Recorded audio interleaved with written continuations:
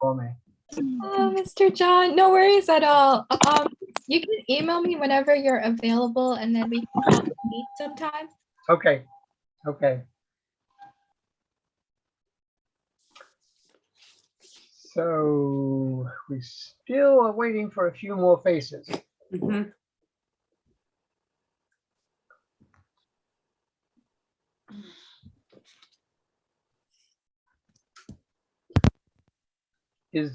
Hello, Juliana.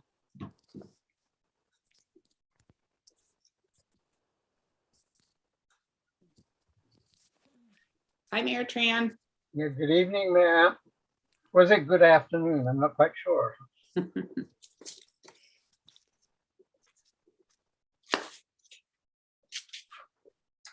Hey, good afternoon, everybody. Recording is in process. Yes. Okay, great.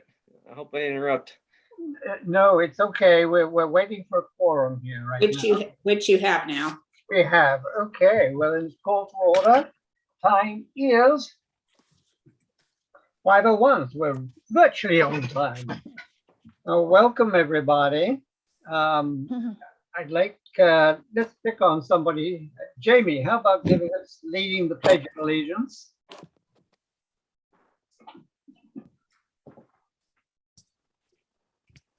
You're going to have to unmute. There you go. Thank you. I pledge allegiance To the flag of the the United States of America and to the republic for which it stands, one nation, under God, indivisible, liberty and justice for all. Thank you, Jamie. So, Deacon, will you do the roll call, please? Sure. Actually, I'm going to ask Celia if she wouldn't mind doing the roll call. Oh, Salia. Hello, Salia. Good. Are you able to hear me? Yes, we are. Okay. I do apologize. I don't have a list of all of Okay, in that case, I'll do it. Thank you, Tegan. I was just going to have them go down the line. Thank you. Chair Ag? Present. Commissioner Brahim? Present. Commissioner Ghosh is absent. Commissioner Hayes? She's on her way. We can see that she's here. Okay. Commissioner Hutnick? I'm here. Okay. Commissioner Umarani? Alternate Commissioner Heckelman? Present. Okay. And Student Commissioner Lee? Present. Thank you. Thank you. Obviously, well, I shouldn't say obviously, but everybody's received a copy of the agenda for tonight. Wait. Chair, we need to seat an alternate because I know that you do not have a full house tonight. So Right. Commissioner Heckelman can be a voting member this evening. Very good. It's a weighty responsibility, Jamie. Okay, thank you. Accepted. Okay. So has everybody had an opportunity to review the agenda for tonight? It's very straightforward. Okay. So can I have an approval for the agenda? I move to approve the agenda for today's meeting, February 28th, special meeting at 5 o'clock. Thank you, Commissioner Brahim. Do I have a second? I second. Thank you, Cecilia. So again, Tegan, can you do the Happy to. polls? Chair Ag? Yes.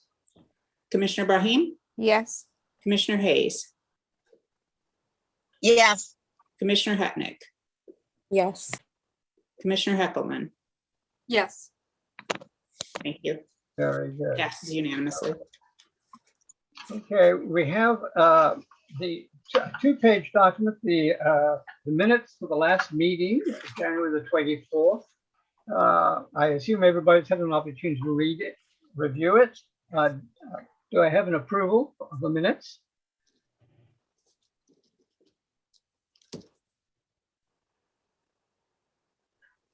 I move to approve the minutes of our last meeting as is. Thank you, Commissioner Brahim. Do I have a second? I'll second. Thank you, Commissioner Hartman. Very good. May we have a roll call? Sure. Chair Egg, Yes. Commissioner Brahim, Yay. Commissioner Hayes. Commissioner Hutnick. Yes. Thank you, Robin. Commissioner Hutnick Yes. and Commissioner Heckelman. Yes. Thank you. Thank you. All right. We have the public forum. I don't know whether, is there anybody in the public forum? Not last time I checked, but hang on just a moment. Let me check Okay. again. No, there is no one in the public forum at the moment. So Tegan, should I read the invite, as it were, for public forum, or can we pass? You can, in case there's somebody watching so that they can learn how to do this. Very good. Okay. Those interested are invited to address the commission on any subject not on the agenda orally via Zoom, webinar. Instructions are included at the city website. Speakers may provide their name, the city of residence for the record, and comments may be limited to 3 minutes or less. As an item not listed on the agenda, no response is required of the commission or staff.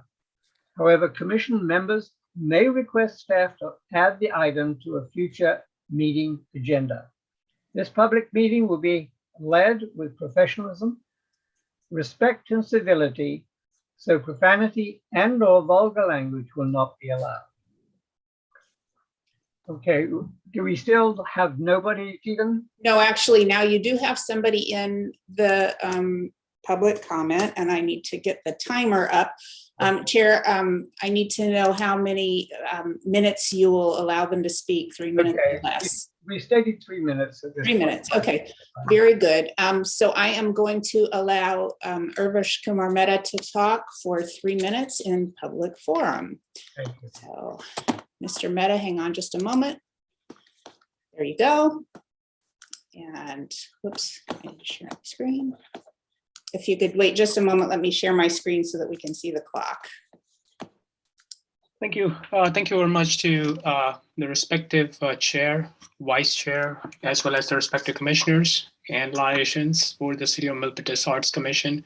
I wanted to specifically address about the event that are transferring within the City of Milpitas and the development within the scope of City of Milpitas. It is important to evaluate that and to appreciate the forthcoming projects within the City of Milpitas.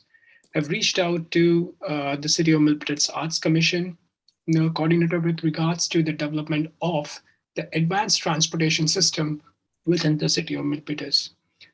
It is equally important to address that the needs of a city where Milpitas could be the first city to develop the advanced transportation system. Also, in order to ensure that the city is comprehending the new development projects through the general master plans, as well as within the art development, and making sure about that the technology improvements plan gets updated along with that, with all 4 major plans converting the Milpitas city to a Milpitas metro city. It is important to address the advanced transportation system concept with the City of Milpitas. Also to ensure that it is going to be the first PRT system development within the City of Milpitas, to ensure that the city be able to comprehend what is being presented to the Arts Commission. I request that the meeting be placed with the City Commission, specifically with the Arts Commission, to overview that as a part of application and public presentation it's required to present to the Arts Commission. Also, in order to enhance the City of Milpitas arts posture, and as well as the technology development as a part of a modern and contemporary arts, it is equally important to address it to the United States International Arts Commission, and Art Commission must consider to sign the Memorandum of Unit as a part of a sister-to-sister community development through the Economic and Development Trade Commission, such that the Art Commission be able to utilize the patents, copyrights, arts, artilleries, souvenirs from other city developments, and as well as what is being developed within the City of Milpitas be contend with the city of Milpitas through the United States International Arts Commission. Also to ensure that by doing a memorandum of unit and signing this, signing the MOUs through the city development, Arts Commission would be able to continue to preserve the arts that is going to be developed within the city of Milpitas, as well as allow the others to utilize that accordingly on the transition of. Mr. Maida, we heard you, and thank you for your very thoughtful presentation. Okay, moving on. Tegan, announcements. Yes, thank you. Just give me 2 seconds here. Announcements.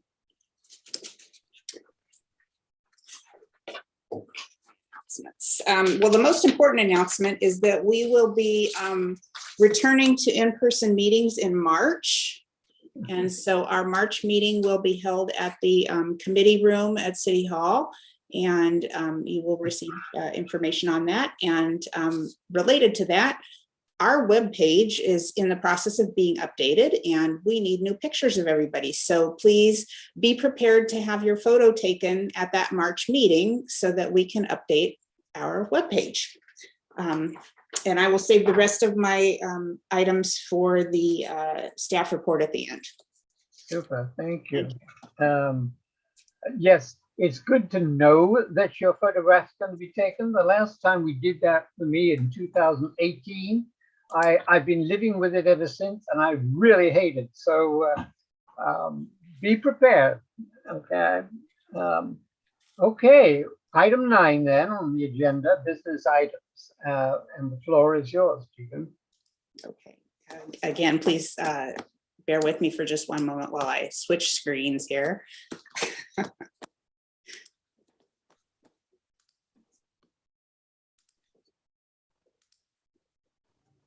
Okay, hopefully you can see that. We are going to have an overview of public art master plans. And if you had a chance to look at your packet, I sent you links to master plans from other cities in the area for your review. And this is just to, this item is really to acquaint you with how master plans are written and what kinds of things they include, because our work plan for the current fiscal year involves creating an RFP, a request for proposal for public art master plans.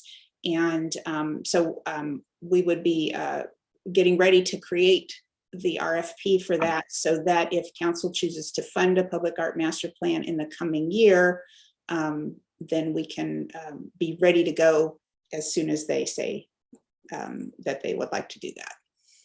So first, our goals for tonight. It would be helpful for staff if you would identify what you like about the sample public art plans from other cities.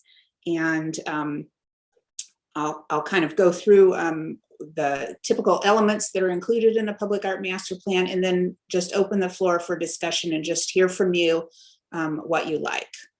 There's nothing to vote on. It's just a pure discussion today. So typically a public art master plan has the following elements or some combination of them. They may call them different things, but there's usually an executive summary at the beginning.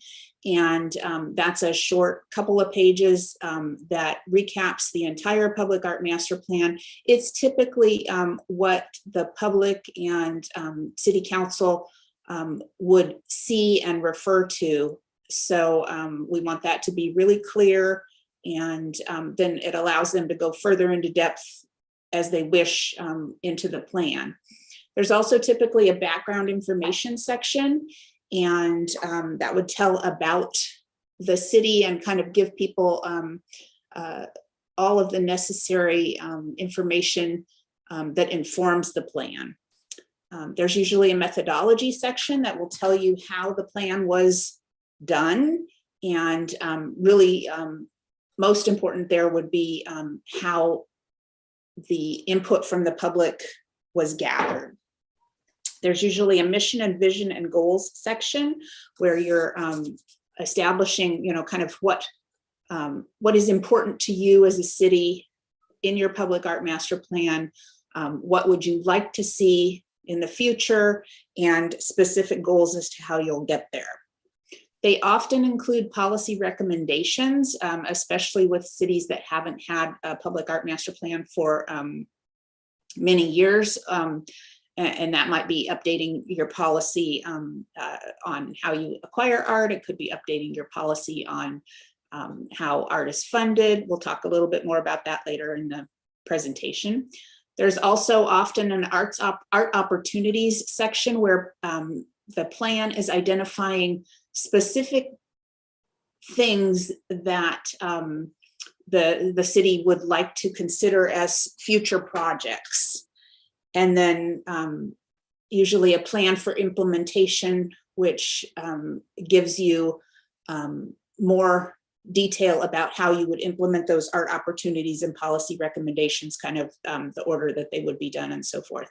And then there's usually a fairly lengthy collection of appendices at the end, which help people understand how you got to what your recommendations are. And so first, again, on the background information, the kinds of things that you typically see would be a brief history of the city, some information about the city's demographics. So in our case, we would probably want to comment on the fact that Milpitas is so very diverse in comparison, to lots of cities. They often include something about the impetus for the city's public art program, kind of how it came to be. Sometimes it's straight history, in this year, these people got together and, were the folks who decided that the city should have a public art master plan. It usually recaps earlier visions and goals that the public art master plan had. So, 20 years ago, this is what Milpitas thought that it would do with public art. And these were our goals when we started 20 years ago. They usually include in the background any significant public art policies that have happened since the last iteration, if there was a last iteration of a public art master plan, and significant public art projects that have happened. And the reason they include those is they're basically trying to show, when we started, or 10 years ago when we did the last update, this is what we wanted to do. These are the things that we accomplished off that list. And so that gives you a starting place for your new public art master plan. Then in the methodology section, it'll typically tell you how they obtained the information. Most cities will do stakeholder interviews, so they will talk to the elected officials, and they'll have a set of questions that they ask each of them. It's usually done, one-on-one with each elected, and then there's an opportunity for commissioners. Sometimes it's other commissions too, but always the Arts Commission, for each of them to be considered stakeholders and give some input. There are often city staff that are included as stakeholders, and then key community members. And so when we get to where we are doing a public art master plan, we would identify the specific people that we would want to talk to get their opinions about public art in Milpitas. There is usually an element of public survey, which can be done online, it can be done in person, it can be done some combination of the two. Again, you would see in a public art master plan how they did their survey. And often in the appendices, you'll see exactly what the questions were, and you'll see exactly what the tally was in response to those questions. They frequently will include public meetings, and so you'll see in the public art master plan how many public meetings they held, where they held them, when they held them. You might even see who attended those public meetings in the back of the appendices. They will also tell you what cities they benchmarked, and benchmarking, for those who might be unfamiliar with the term, we're looking at other cities to see what do they do. And usually we have a set of cities in the kind of nearby area that we look against. And we try to often consider cities that are similar in size to us. It's fairly common for a public art master plan to look at, 5 similarly sized cities in their county or maybe the adjacent county. And then sometimes they'll benchmark stellar cities. They'll look at cities in other states that are the same size but are really doing a wonderful job with public art and use those as examples. And the reason that that's sometimes included in the methodology is because it's one thing to be keeping up with the neighbors and doing similar art programs to what the neighbors are doing. But sometimes you want to be doing something that's unique to your city. And while it's great to think of something that's totally unique that no one in the world is doing, that's hard to do. So sometimes it's helpful to see, and get inspiration from somebody in another state, so it will seem new to the Bay Area, but it's not, a brand new idea that's never been thought of before. So those are your methodology things that are typically included. In the mission, vision, and goals section of a public art master plan, you'll see that the public art mission usually aligns with the city's mission. So, if the city's mission has to do with environmentally conscious efforts, maybe that would be mentioned in the public art master plan's mission. If it has to do with diversity, that might be included. So they're relating back to the city's mission. They also include a vision, and that describes generally what would you like the ideal public art program for your city to look like in 10 years. Most public art master plans last about 10 years. And so it's hard for you to focus further out than that. But if you envision kind of what would the perfect public art master plan look like? What would public art look like in our city in 10 years?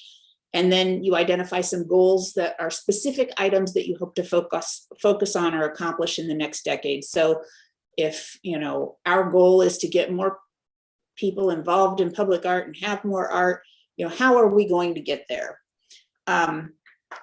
Those goals can include things like policies and procedures.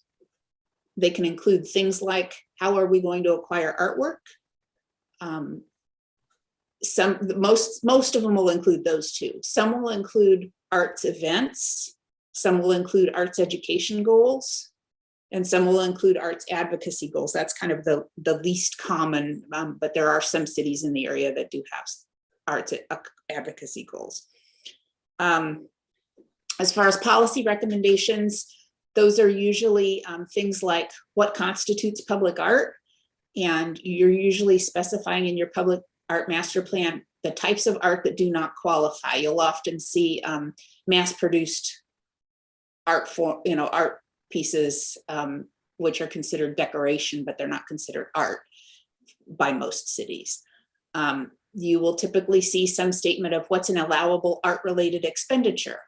So most cities will allow the types of expenditures that go to actually building the artwork. Preparing the site, transporting the art to your location, things like that. Engineering related to the art.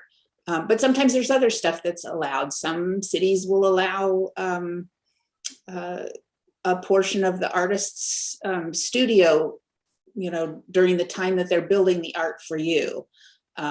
Some will allow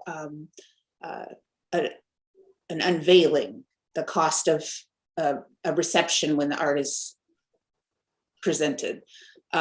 There can be other allowable uses of public art funding. Some cities allow it for arts education or art-related events. It sort of depends on what your mission is as a city as to how you will define public art and what you will allow. Another common thing in policy recommendations, which we actually already have, the public art development triggers. We know what size private developments would be required to do public art on their site, or give a percent for art donation to the public art fund.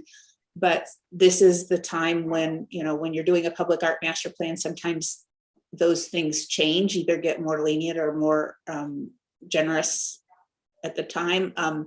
public construction triggers can also be incorporated. We don't currently have anything that specifically says a project of X size in Milpitas will have public art of X dollar value. And then another one is how the city installed public art will be funded. You know, do you have a % for art, which we do? You know, if CIPs are going to have some art attached to them, how would that be funded?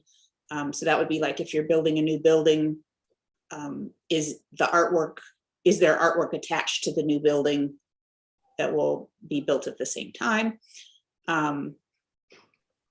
Sometimes the policy recommendations have to do or include, you know, how will we solicit grants for our public art? Will we accept donations for our public art? That is sometimes specified in the plan. And then best practices, you know, what do we include in our artist contracts? What do we require as far as maintenance policy, things of that nature. Oops. Okay. Art opportunities. This is one of my favorite parts of public art master plans, is when they're looking at what could we do, they're brainstorming.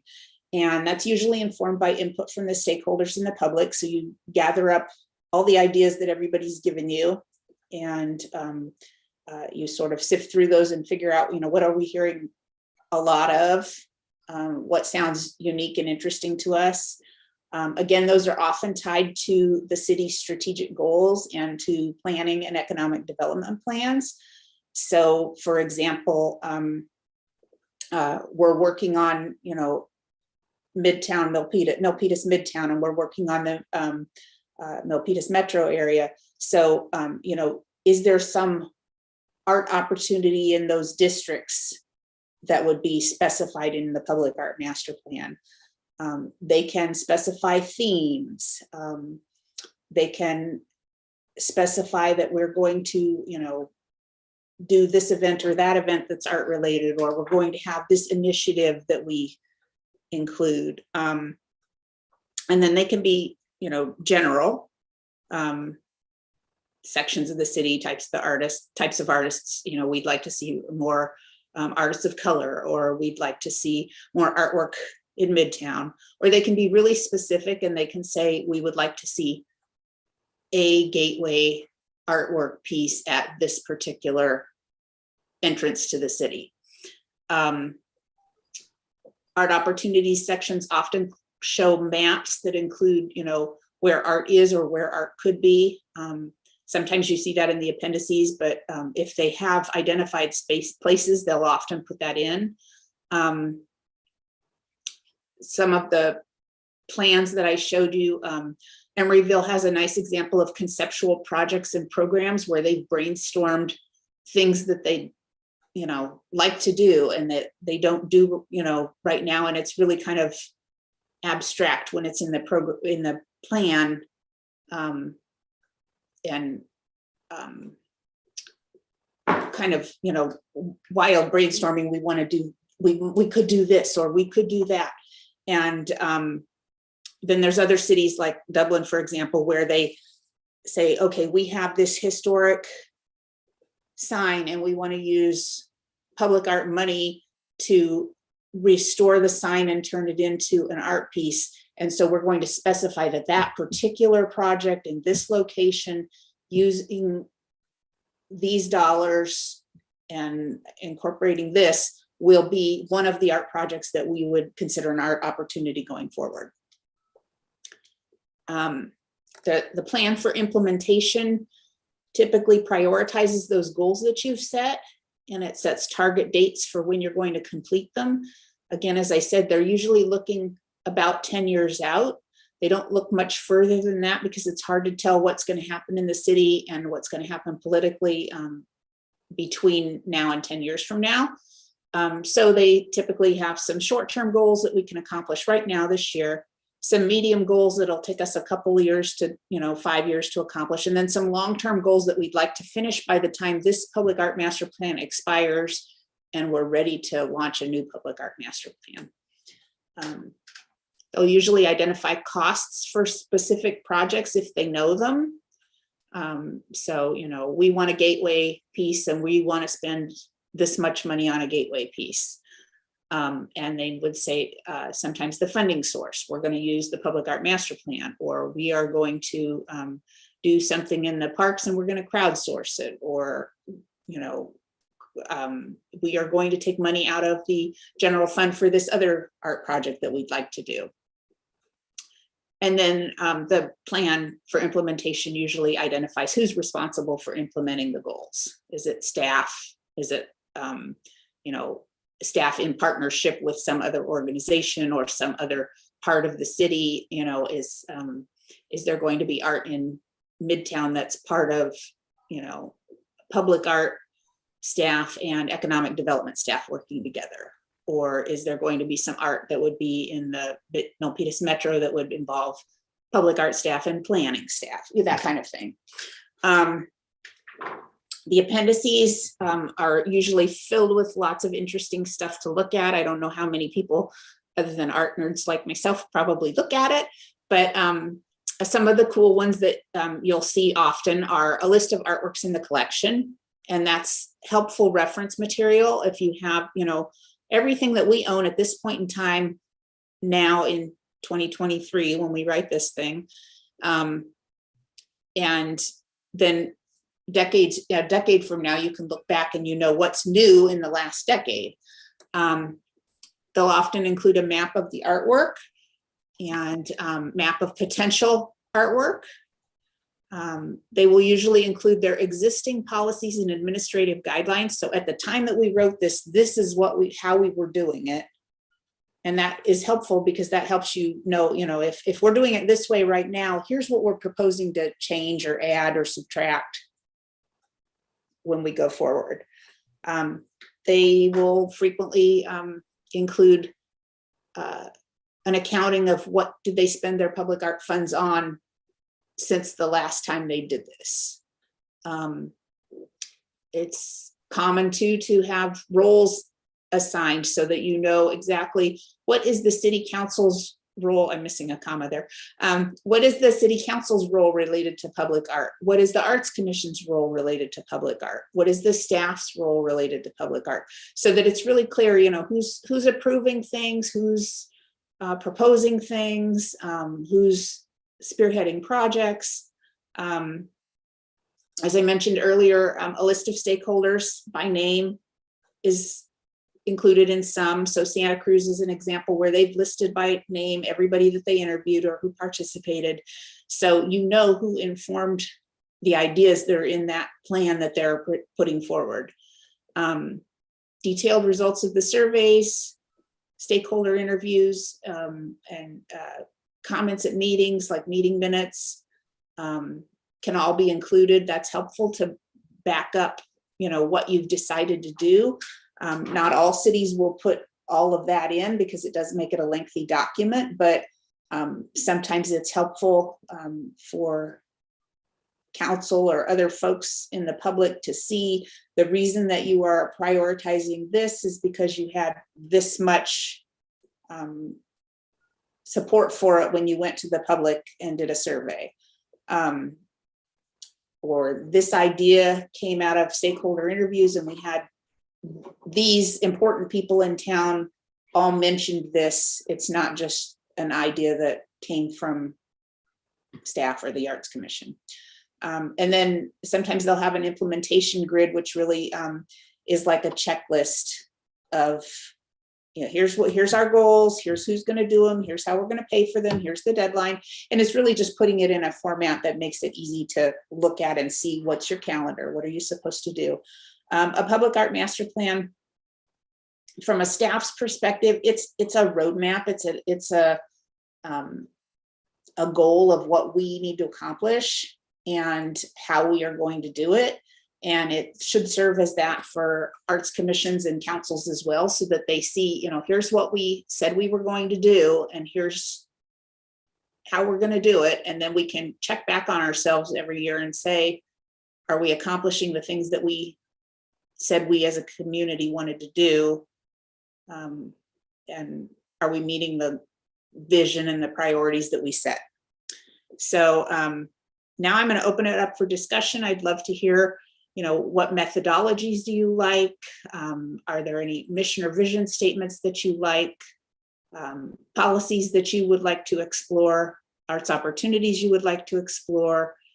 And public art plan formats that you found readable. That's helpful too sometimes, because if you looked at the links I gave you, you can see that they vary quite a lot in how they're presented. And some it's pretty simple, some it's more clearly designed to be a document that's very readable with lots of illustrative pictures.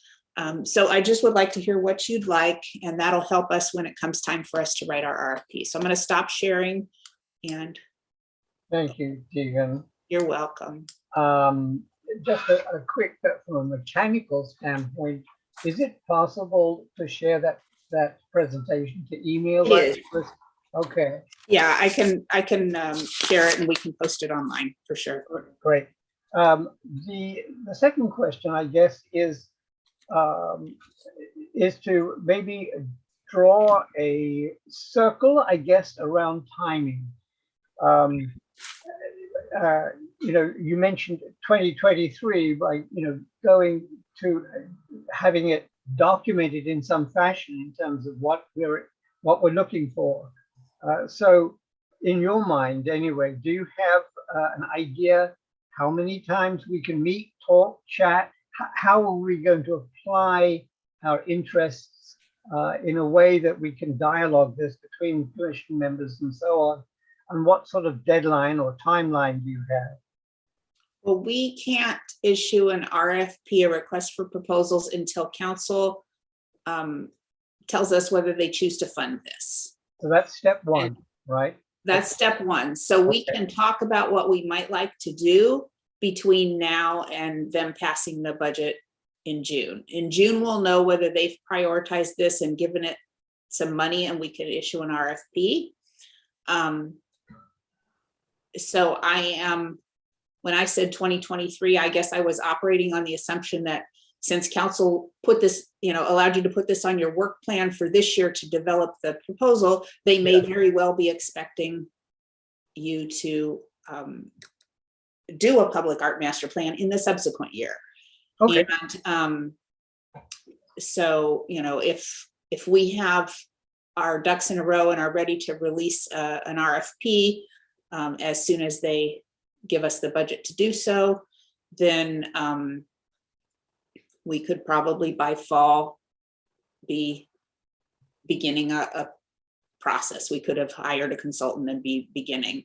Okay. And then depending how fast the consultant and the staff work, you could conceivably sometime in calendar year 2023, it might not be fiscal year 2023, but calendar year 2023, I think you could be done with a public art master plan.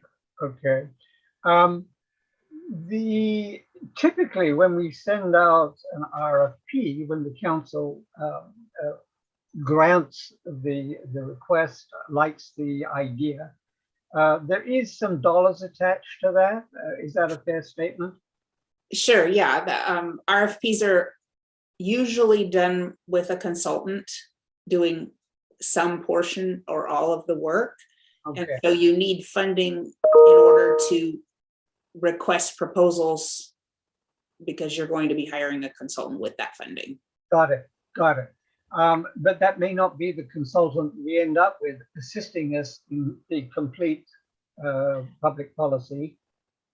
Well, I would imagine that if we issue an RFP and request proposals from consultants, and then we choose a consultant and city council blesses that choice, then yes, that would be the same. The consultant that we hire would work with them all the way through the development of this plan.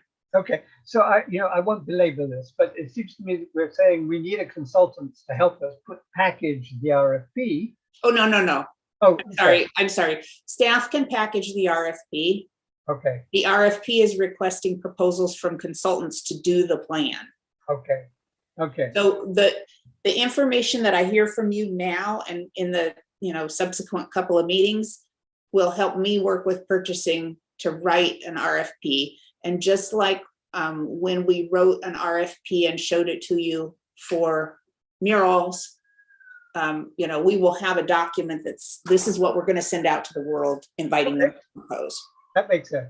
Thank you very much for sending us those references to the various cities. I don't know how many of our commissioners had an opportunity to go through all of them, but I went through 4 or 5 of them, and they do vary quite a lot.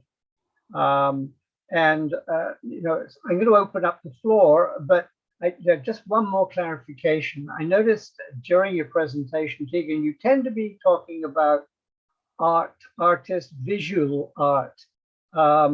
And I wanted clarification that this could or should include the cultural aspects and maybe the historical aspects of the city, to the extent that they are part of arts and culture.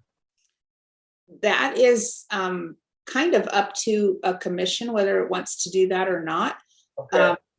The thing to keep in mind is that we have right now a % for art that we're collecting from developers, and we've tagged that for public art that's intended as installed public art, typical public art. So if it comes out of our study, our master plan, that we would like to expand the definition, then we would probably need to change the ordinance if you're going to continue to use the public art master, if you're going to use the public art fund. Yeah, which is one of those challenges that you referred to in your presentation. If we've got a historical approach, and then we've got an opportunity to expand that possibly to include, for instance, performing arts, and a bigger emphasis on the diversity and cultural aspect of things. And I'm not suggesting we should, I have no bias here, but museum, we have a lot of history that's buried literally in homes and houses at this point. And so I'm not saying we should, I'm just saying, could we, if we chose, include that in it would require changing an ordinance. Yes. Yeah. Yes. And if you do your public outreach and you find an overwhelming, interest in that, you might want to consider it. Yes. The reason, and this is purely a personal comment, and Bertrand will probably jump on me, but we're in a very important year this year. We've got the elections coming up. We've also got the general plan being updated, and the new gateway plan that will shape what's happening on Main Street and its relationship with the metro area, etc. So a wonderful opportunity for us. But we also should recognize that some of the decision is short-term from a council standpoint. So it's important for us to be helping them, if we can, to point in a direction that will have a lasting effect out 10 years from now. That's a personal comment, but I think it's important that we remember that it's not just short-term benefits, but it's also important to be really focused in on where we would like to be from 10 years from now. So I'm going to open up the floor. Juliana. Yes, thank you. Brown. Yes. Tegan, thank you for the presentation, very informing and interesting. I wanted to know and give some feedback if the Arts Commission will be drafting a mission and vision statement for the next master plan. I think it's very important that we align our effort to many of the things that the city's master plan is doing, because, for example, the city might have a better understanding of what is the growth, the population growth, maybe the demographics growth and change in the next years. So I think that whatever we do always has to be aligned and connected with the city's efforts. That was one thing. The second thing, I like the idea that John is mentioning that there is a lot of public art or a lot of art in homes. And I hope we get an opportunity to at one point do an inventory of what do our residents have, and maybe even have a historian from the Historical Society, a curator, tells us about the things that are happening or the things that we haven't, we might not know, and bring all the background of the history of the artifact that can be so important to the designing, drafting, and concreting of the arts commission plan too. And when writing the RFP, I also agree with what John said. We should also include spaces for the performing arts if possible. And again, that will align with what are the spaces that the city already has available for the performing arts to also be part of the plan. And I think that's what I had. And of course, highlighting and specifying who would be the beneficiaries of the funds of the RFP. Thank you, RFA. Thank you, Juliana. Robin, your hand is up. Yes, it is. At the Rotary Club today, we had the city manager. What's his name, John? No, it's not city manager. It's Alex Andrade. Yeah, Alex Andrade was Yeah. there. And he was talking about the whole Main Street thing. The city's really trying to do a big thing with Main Street right now. Yep. And I brought up that I think that they're trying to make a really nice downtown like Mountain View or something else. And I brought up that we could use some art on that street. And I think John brought up that there are people that will go in and analyze the best way to just really do this from the ground up. I think that we definitely, I think time is absolutely of the essence. They are doing this now. Mhm. And if we spend a year, we're going to miss the boat. We need to go in now. He said we should talk to the other commissions. We should put forward a plan for what they could do or who they could hire, because that it could be a big thing for them to do, like where we would want a consultant to consult with what the best way to pull the whole thing together and create a nice downtown with artistic things. I had done a presentation before any of you were there, I think, on street art. I was there, Robin. Sidewalks and all that kind of stuff. That you can do a lot with just little stuff that's already there, sidewalks and just painting throughout the city and then other features. So I think spending a lot of time on this is not something I would recommend. I would recommend getting it done, and then if you want to transform it, but getting a plan done for now, because now is when they're wanting to do stuff. And I mean now, because they are ready to go. Thank you, Robin. Mm-hmm. Cecilia, I'm just cherry picking here, but do you have some comments? Sure. I don't have any comments relating specifically to like the logistics of getting this instituted in a timely manner, but I will say just in terms of readability and a lot of the actual content of the proposal, that Palo Alto was by far my favorite.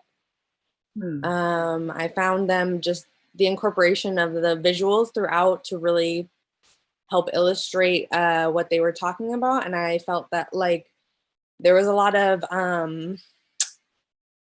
fun and whimsy and kind of a desire to enliven everyday areas that maybe aren't the most like the center of downtown or like but like the residential neighborhoods, pedestrian experience along the sidewalks, parking garage interiors, and other places that tend to be overlooked. I found that to be a really fun and interesting concept. Mm-hmm. Mm-hmm. Where would this take you, Cecilia? If you take Palo Alto as an example, you liked the plan.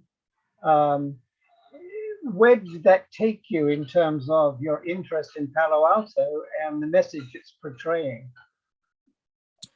Well, I think that just throughout Milpitas, even aside from the downtown area, we have lots of residential communities, walking trails, lots of kind of spaces that residents are in every day, but maybe are like often overlooked in terms of putting public art there because they are kind of the not so exciting, they're everyday spaces. But I just know, for example, there's one very long walking trail that stretches all from Calaveras up past the high school, past residential neighborhoods, past several schools. And I've walked that trail several times for many years. And it's, you know, you pass some playgrounds and a nice garden and some stuff that way, but definitely I think there's Hetchy Trail. opportunity to make it Yeah, more yeah, interesting. yeah. There we go. Yeah. Yeah. Yeah. You were taking me there somewhere there, Cecilia, and I've lost my thought, but there needs to be, I think, well, yes, I know where I was going. Tegan had mentioned that we've got several entrances into Milpitas. I think she used the term gateway. Is there any thought that a way to start this might be some kind of cultural, artistic, something at the beginning of these gateways that sends a message to those driving in, coming in, walking in, cycling in, that this is Milpitas and we're special. I really did love that. John, we idea. did that a while ago. What do we do, Robin? We did, in fact, they got money from us to do their sign for the gateway. Because, Have you seen it? yeah, I have. It's terrible. I just looked at it, the one on Calaveras. Yeah. So, I mean, true, they didn't do a very good job, but second of all, they didn't really make it an art sign. They just decided to take it out of our budget. Yeah. So, I don't know. If we do, we should take it out of their budget. Okay. All right. Jamie, I've seen you pensively thinking there. So what's your reaction? I mean, yeah, I got to see a few of the master plans. I personally liked Napa. I liked it. It's very simple, readable, and there was a lot of visuals, just as Cecilia was talking about along the trails. And in the Napa one, you do see that. You see artwork in fields or along trails. And I think that's incredibly important. Sometimes it's not always that grand entrance, I do have to say. Sometimes it's those hidden treasures that we all find. And those are what make Milpitas. Those are, I mean, because we do want new people to see it, but we also want to, look over there as we're walking on a trail and admire it. You know, Very good. my husband and I do walk 7 parks around our neighborhood area. And I would say that the parks here have beautiful pieces of artwork with plaques sometimes, tile work, and it's a treat. And I do notice a lot of people in those parks. And I think that there is, like Cecilia said, I like the hidden trails, not so much the grand entrance of things. Okay. And when you say hidden, you're talking about our parks? Yeah, these are, I'm pretty new to the area, so I couldn't tell you what parks they are. They are very close to my house. Yeah, when we started, I could be your historian. The Art Commission was started by Julie Cherry, who started Arts in the Parks. So the first thing we did, and we did this every year, was putting pieces of art in the park. So all of those pieces of art were our earlier projects from the 2000s, probably. Yeah, they're tile pieces, metal work. It's just phenomenal, long-lasting artwork as well. Right, and we made a point of doing that. I think there are a few parks that we didn't ever get to. Yes, there are, which is a pity. But you know, we've got a lot of parks, and I think that's one of our assets as a city. Is we do have a lot of parks, and they're well used. I've noticed there are several people playing pickleball now, which is the newest sport, I guess. Oh wow! Christine, let's have some feedback from you. I enjoyed the meeting. It was very interesting to listen to everything. I'm still like trying to like compute everything what I just heard today, but yeah, I do enjoy like how like I see like I have a park near here and I see a lot of kids like playing there, and I feel like it'd be really fun to like incorporate students, like high school students, because I know there's some high school students that have like a passion for art to like create 3D sculptures for like our parks or even paint on it, like small utility boxes, I know is what you guys mentioned before. And like, I don't know, like bring the atmosphere up and like in the bathrooms as well, like make it more colorful for newcomers to feel welcomed and feel like a lively, like Milpitas is a lively, spirited community. You see, I saved you to the last, but you came up with some treasures. So I think the idea of having the schools involved, I think is an excellent suggestion. And I just happen to know that there are quite a lot of artists actually in the school district. So, and that's both high schools too, Juliana. We've sort of talked about likes here. How do you as commissioners, and I'm not sure whether this is an appropriate question or not, so Tegan, stop me if it's not. How strongly do you feel that you want to actively participate in this process? There could be, if you read some of these plans, these policies, there is a lot of involvement by the commission and others, community, et cetera, but how willing and eager are you interested as commissioners to be involved in that process? I'll start with Cecilia because she's nodding. I would be very interested in being involved in it. I feel as a new commissioner, maybe I don't have the most in-depth understanding of what that would entail exactly, but I would love to get the chance to learn. Yes. Actually, I think perhaps the fact that you don't have a lot of prejudices is probably a good start. Then you've got Robin next to you on the screen here. Robin, how about yourself? I know that you've got lots of other activities, but how strongly? I would participate in this. And, you know, we've got all these great art plans. I think we can just pull the best of what we like from all of them. It shouldn't be, you know, recreating the wheel. Seems like we could put it together in a reasonable amount of time. I think Main Street is our biggest deal where we might need a consultant because we would want to do a lot and ask for a lot of money from the city if we had an organized plan that would really work towards their goals. Yes. Okay. I should have asked you, Tegan, but I'm assuming that the RFP, the funding of this, would come out of the Public Art Fund. Is that a fair statement? Okay. Okay. Juliana, you know, I know that you're a busy lady, but are you willing to get your feet dirty and get involved in this? Yes, if we have the team that is willing to do it and share, absolutely. Good, great. Share the task. Christine, I'd ask you the same question, but I know we're going to be losing you shortly, so I'm not sure even where you're going. Are you going to Davis? No, I hope, I'm not actually sure yet, so. Okay. All right, no pressure.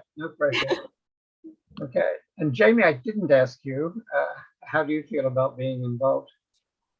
Yeah, I'm happy to be involved. I'm similar to Cecilia. I'm pretty fresh to this, but I do feel like I come with the outside perspective and view internationally and stuff. Yeah, okay, terrific. Okay. I may, Chair. Yes. In addition to Chair Ag, I just want to say, Mayor Tran here, by the way, each commission has a person from the council as a liaison. That's why I'm here. But I'm happy to be here. I just want to add really quick, this is a really great, solid group of commissioners. I'm excited every time I log in for these meetings to see this group come together. Robin Hayes is a legend here in Milpitas, a longtime resident. And I actually went to middle school with her daughter. So the connections are here in town. It means a lot. Really love the families. But to all the folks that are relatively new to the commission, um, uh, I think that's great. I think we need that. I think Robin was new at some point. I was new at some point, and you're really going to bring a whole new perspective. And we're all unique to this commission, and it's a super important commission. Um, with the arts funding we have, and Tegan's work, and I reappointed Chair Ag because I knew his expertise in leadership, along with the council to support the chair and everybody here. So I just want to say I'm listening. Yeah, we're glad you're here, and we're grateful that you're here, and it means a lot to me, and I know our community, and your time and efforts are going to be realized with art in the community. So definitely everybody has something special to bring to the commission, and I want to thank every single person. Every single person. Thank you. I appreciate that. I just wanted to give you a testament, a little bit of a testament to what a public art policy can yield in terms of results. I originally lived in Los Gatos, but I was very active and very involved in what was happening after the earthquake in Santa Cruz, which downtown was really, I wouldn't say wiped out, but was literally, they were starting from ground floor up. My first house was actually in Mountain View. And when I first bought my house, Castro was not an ideal area for anybody to walk through. Now, both those communities did form very effective, very proactive public art policies. And in particular, Santa Cruz, which is one of the ones that Tegan recommended we review, I watched that grow from where it was to a thriving, very active artistic community in every form, both from a historical standpoint, but from an art standpoint. The museum became a museum of art and history with a very, very energetic director, Nina Simon. And they just changed the world for Santa Cruz. I should also say the same thing happened in Mountain View. And I would like to see the same thing happen here. I think we have an opportunity here.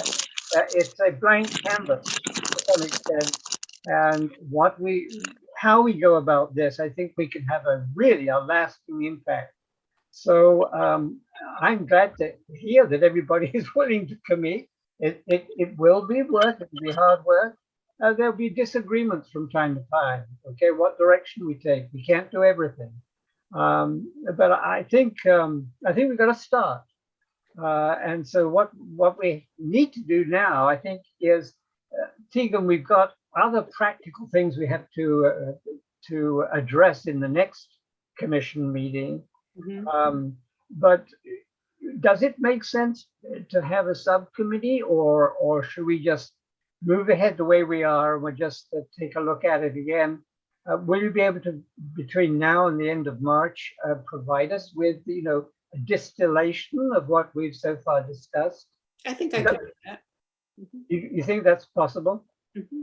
Okay, so then we could perhaps chip away at that and add to it. Mm-hmm. Okay. See, Commissioner Hayes has her hand up. Oh, I'm sorry, Robbie. Please go ahead. Take you off. Wait, let me take you off mute. Oh, I wasn't on mute.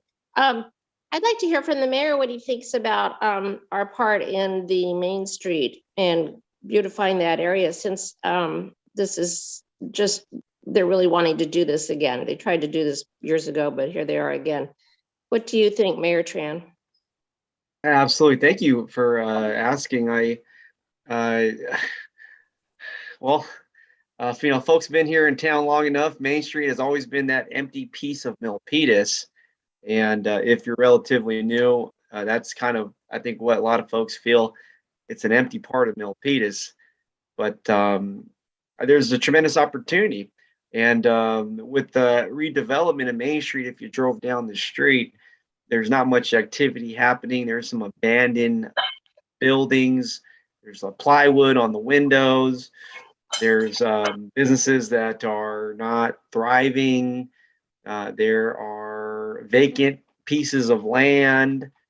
It's just patches. It's sort of like imagine like a front yard with just patches of grass. That's kind of how I see Main Street, but directing it toward art now. Yeah, absolutely. We are seeing a lot of development fees with the art fee. If folks aren't aware, I'll just share it, and please bear with me if you're already aware. Anytime there's a new development here in town or a redevelopment, the developer has to pay an art fee, just like they have to pay an impact fee. The impact fee would go to maybe fixing the road, or in the water infrastructure, sewer infrastructure. And so they have to pay an art fee too, which is pretty cool.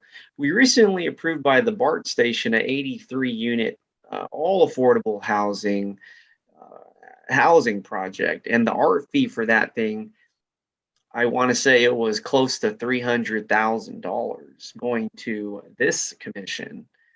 And so we want to really focus on spending a majority of those dollars, in my opinion, on Main Street. There's also an opportunity, I think, working with the Planning Commission. It doesn't really happen all too much, but all new developments, housing developments, certainly are required to have an art piece with their construction. So they'll build, if you go around the Eleanor development, which is over on Montague, those new apartments, they're kind of brown and white. If you walk around that building, you're going to see artwork. They have a huge statue of two deer that are doing the tango. I'm not sure. Have you seen that one? So they put the artwork in to avoid paying the art fee. And so on Main Street, there is no development of Main Street without art. I encourage this commission, with the full support of the council, to go from the Main Street library all the way down to the Main Street fire station. I would love to see a piece of art. I would love to see a piece of art, every 50, 75, or 100 yards going down. And you can get creative. You could use paint. You can use perhaps a sort of statue, or there's so many options out there in the world to choose from. I'm sure we've all traveled. This is the one commission where I can say there's been a lot of art, people that love art travel, and there's a correlation. I know we've all been around the world to see different arts, and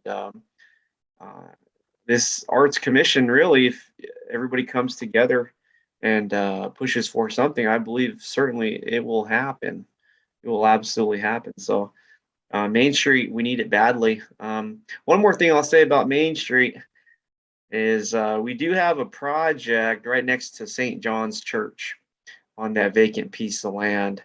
And it's that piece of land, the South Bay School of Music Arts and the church. There's a vacant land. They're looking to build brand new apartments with 2 restaurants or a restaurant at the bottom. And they have a huge art piece on the side of their building.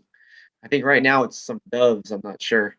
But the Arts Commission is more than welcome to contact the developer. You can even ask Tegan kindly to reach out to Ned Thomas, our director. And any new development going forward, we should get the Arts Commission more involved. Yeah. And the Arts Commission can have a direct impact on the art on that building. Isn't that pretty powerful? Because they are mandated to put art on the property. So this is a new idea other commissions haven't done before, and that's just my observation. But there's plenty of opportunity to make your mark. And then folks on this commission can live in Milpitas for the rest of their lives, and they'll be able to say, it was my time on that Arts Commission where we did that piece of art on that building right there. So sorry for the long answer, Robin, but I try not to say anything, but as I listen to the commission, I love all the ideas. Yeah. Well, you're always Can I say welcome. one more thing? For that, oh geez, I forgot what I was gonna say about the, for the buildings, when they're doing the buildings. The buildings are so ugly that we've built so far, as far as they look like jails, most of the apartments, they don't have any curves, they have no points on the tops. It's just, you know, I get this comment from anyone in the car when we drive by. It looks like they built a jail. So it would be nice to have somebody with some design, you know, fashion. Like there are places like Santa Barbara where everybody has to have the same red roof or something, or everybody has to have at least one point or one arch in their construction, because construction is art. You know, let me make a request. If we can invite our director of planning, Ned Thomas, to attend our next arts commission meeting, we can talk about a little bit of architecture. Architecture is art, and whether you're in Buenos Aires, Argentina, or you know, whatever country, you know, in Europe or whatever, wherever you've been, you know, architecture is art. I have made I like to think of ideas, you know, our residents, and Robin has a correct point. You know, we have taste and standards, and our city is it's so naturally beauty that we want architectural beauty as well to match our nature. But over by the BART station, they're looking to build some like tech buildings. And I told them, if you're going to build these tech buildings for these tech companies to come in, you know, however high the building is by the BART station, you know, I've even said is put a clock tower. You know, how neat would it be if the tallest building in town had a clock tower? That is art. And so we have to have an imagination here in town. And I think that's what you're alluding to, Robin. Absolutely. Yeah. Thank you, Mayor. Thank you, Robin. I should, you didn't mention Mayor Tran, but actually, if you drive, and I'd like all of you to do this, seize an opportunity to drive down Capitol Avenue South, across Montague, about a block down on the right-hand side. We do actually have now a new sculpture, one that actually the commission approved. It's actually paid for by the developer. I was over there over the weekend, and it is quite something. It's worthy of taking a look at. And I won't tell you any more, but candidly, Tegan, you've probably seen it, but it actually faces the transit station. I forget, it's the light rail. But as you're on the platform, you're looking down at the street there, you can see it. It's very obvious. So it's a very good message to those that are commuting, coming into Milpitas or leaving Milpitas. There's a nice piece of art that will be there for a long time. So try looking at it, and let's talk about it next time we get together. I think we've got everywhere that you've got enough information, Tegan, at this point. Mm-hmm. Thank you, Mayor Tran. And we don't have to invite you because, in fact, you are here automatically as the council representative. But please come join us, and hopefully we can get Ned. I should also mention that as a community right now, and I'm not directly involved, but we are pushing for a relationship between what's happening on the Art Commission, what Ned is doing in terms of the general plan, the gateway, and what Alex is doing to try and accomplish and stimulate business activity, revenue activity in the Main Street area. So we're converging at this point. I don't know how close we'll get, but we're converging. Very good. Well, thank you. I really enjoyed this. Let's have more of them. All of you, we meet on the 28th at 7 o'clock in person. You're going to be dressed to the nines, don't forget, for photographs. Christine, that includes you.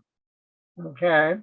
And I would ask, Tegan, you referred to the fact that we're updating images and so on. That's going on the website. So it would be lovely to see the website with all current commissioners listed and so on. I don't know whether that's too cumbersome or too much to ask, but it would be nice to see.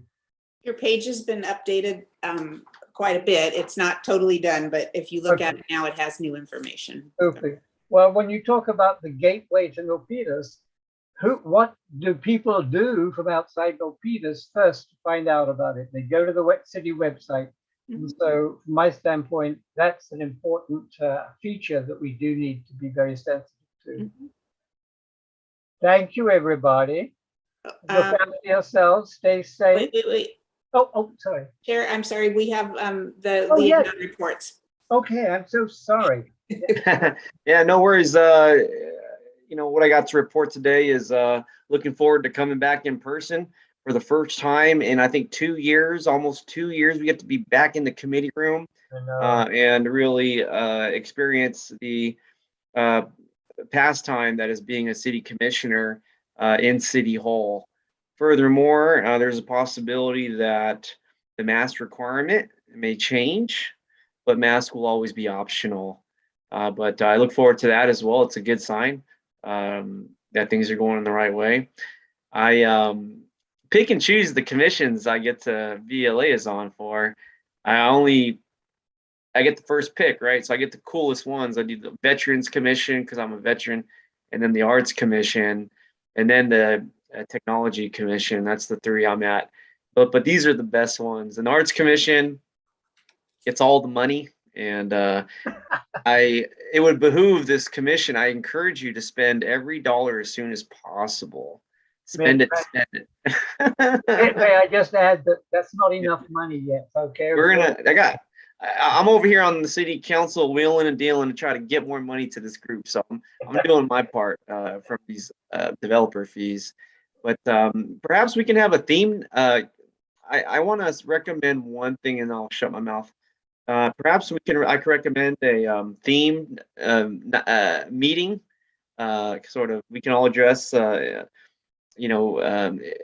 a certain color for one meeting, or we can have a theme and have some fun. It really is a fun time as we get out of this pandemic, hopefully in City Hall. So maybe the chair or the vice chair can. I'll work on it. We'll do like a hat night, we'll all wear hats or something like that. Folks in this town know I like to wear hats, but yeah, that way we can just show up and have some fun with it too. Okay. Have some light. As long as it's only blue, okay? Anything you want. Yeah, I want to participate. Yeah.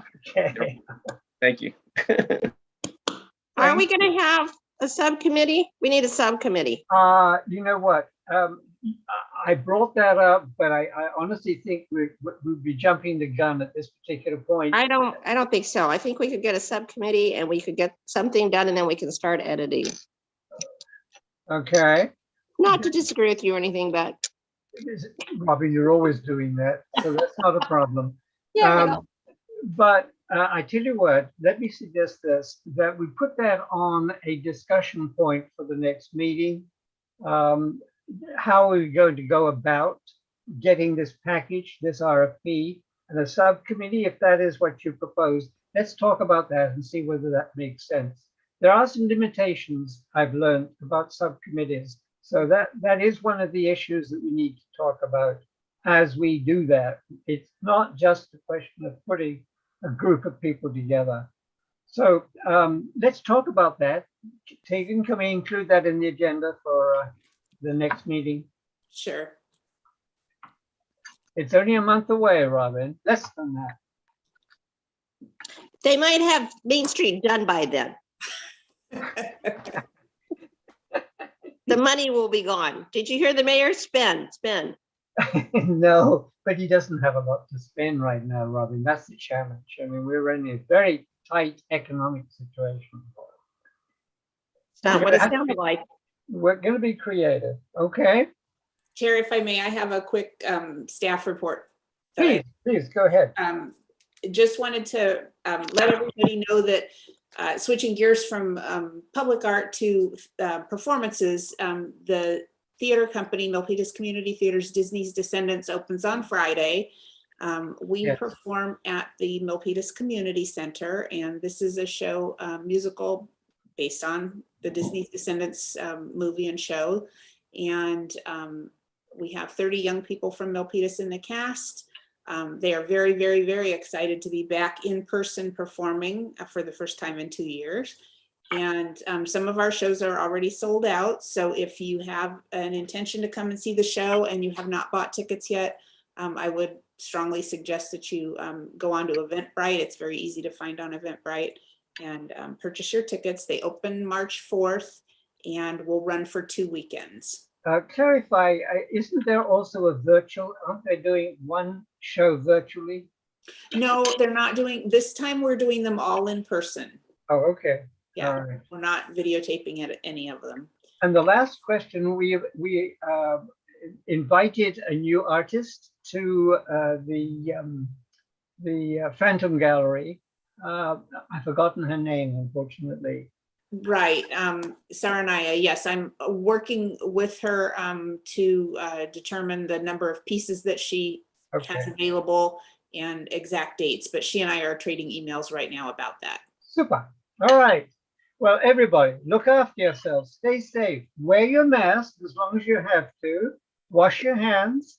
And we'll see all of you on the 28th. And hopefully Joyita will be with us too. Thanks a lot. Take care. Bye-bye. Thank you. Have a good evening.